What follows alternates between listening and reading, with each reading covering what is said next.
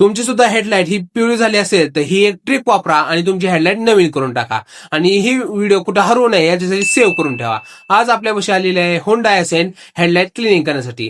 गाडीचे दोन्ही सुद्धा हेडलाईट्स ह्या पिवळ्या झालेल्या आहेत, डल पडलेल्या आहेत, आपल्याला त्या पूर्ण क्लीन करायच्या आहेत. तर त्याच्या अगोदर आपण पूर्ण दोन्ही सुद्धा हेडलाईट ह्या घासून घेणार आहोत जेणेकरून हेडलाईट वरचे येलो लेयर्स हे निघून जावेत.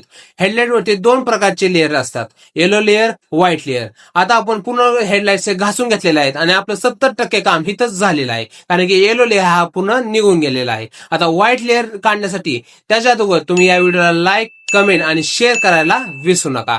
तर व्हाईट लेअर करण्यासाठी आपल्याला पूर्ण हेडलाईट ही रबिंग पॉलिशिंग करायची आहे जेणेकरून व्हाईट लेअर हा निघून जावा आणि ओरिजिनल हेडलाईट ही चमकून निघावी त्यासाठी.